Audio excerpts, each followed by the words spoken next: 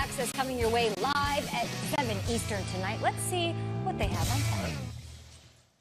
Hey there, good morning, football friends. Scott Hansen here, getting ready for NFL Total Access later tonight. On the show, Super Bowl champion Shaun O'Hara is predicting how his former team, the Giants, season is going to go game by game. Do you think O'Hara thinks that this is an above 500 football team?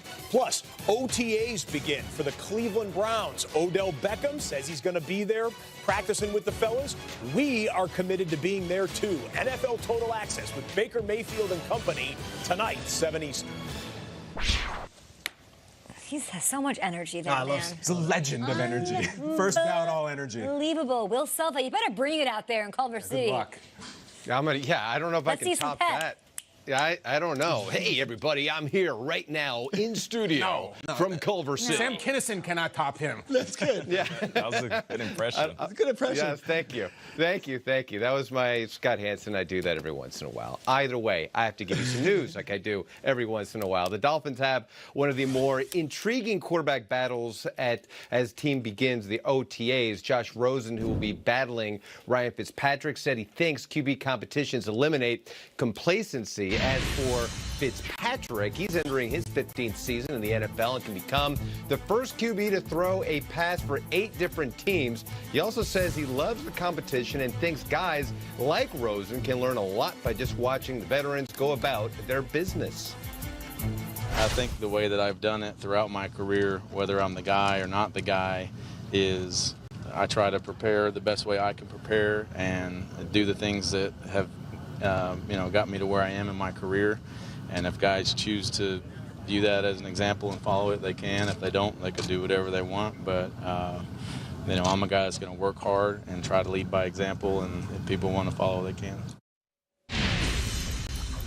Meanwhile, Cowboys center Travis Frederick says he feels like he's at or close to full strength as he returns to the practice field as he works his way back from an autoimmune disease that cost him the entire 2018 season. A healthy Frederick would be a big boost to the Cowboys' O-line as he's been named 4 Pro Bowls during his time in Dallas. New Cowboys offensive coordinator Kellen Moore likes the versatility his offense brings to the table, saying they have guys that can line up in a lot of different places and thinks they can run similar plays just out of a lot of different looks. The Cowboys finished 22nd in total offense in 2018.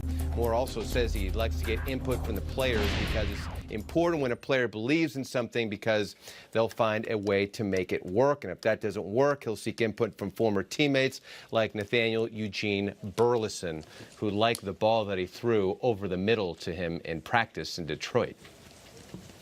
Anticipation. It's all about anticipation. Just like you. We always anticipate what you're going to say. Yeah, there we go. Let's anticipate this conversation about the Cowboys we're about to have. We're doing it. Will Selva, thank you so much.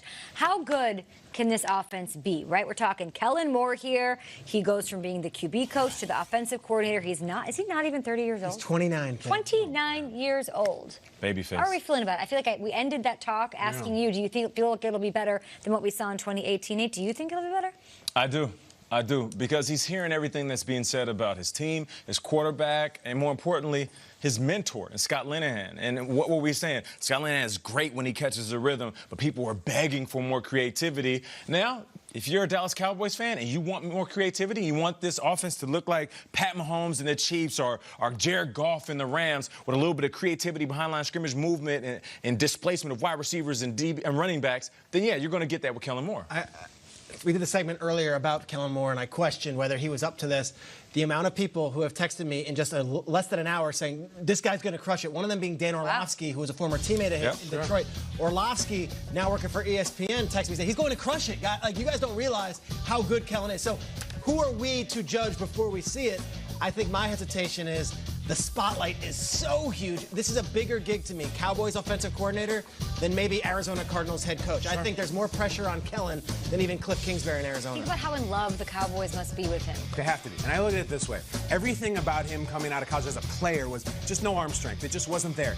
For him to win 50 games in college without the arm strength, he must be cerebral. He must be the smartest player ever. Because the Cowboys, as much as they may love him, they're running a business here. They're not handing the reins to a 29-year-old 19-year-old, unless he is a full-on Will Hunting prodigy, they must believe in him. They have the tools to make it happen, right? If he can sprinkle a little bit of that creativity, and his rise is just insane to me. Like, this is a Schrager deep dive if I've ever seen one, going from being the backup as recently as 2017 to then it's a wild rise. If he's not injured when Romo goes down, he takes over that job. Dak does instead. Right. The synergy here is incredible. If you talk about sliding doors, that was his job, but he was injured, so Dak took the job. And now look where we're at. I like the things he's saying. Dak might be coordinator. I mean, he's saying all the right things. They're versatile. They're great. He's also saying he wants to open the door for players. I didn't get to ask you this, Nate. Would you, as a player, like to hear that from your offensive coordinator? No doubt. Or would you like it to be like, that's actually your job? I'm just here to work. Especially somebody that you relate to, because they're so close in age. But here's the thing about his personality. He doesn't care about the limelight. He doesn't care about the newspaper clippings. He doesn't want to be the superstar amongst the superstars. And that's perfect for a Dallas Cowboys offensive coordinator. You have a guy that wants to be the man. I want to be a head coach soon. Look at me, everybody look at me. Then sometimes that goes bad, as we've seen in the NFL. He doesn't want to be the star. He wants to be the guy behind the star, which is perfect when you're a Dallas Cowboys coach, right? Behind the star. You're the pulse of Twitter over there. How's this whiteout talk going? The mismatch talk. We forgot Julio Jones, and now, the Keenan Allen truthers are coming out saying he's the hardest matchup. We said, who's the hardest matchup in the NFL? Biggest nightmare matchup. Biggest nightmare? We all had our picks. That's right. That list ain't it, fam. More on that. We'll give you our picks. Also, we look into a crystal ball and tell you what the next 10 years of Cam Newton's career will look like. That's fascinating. Okay.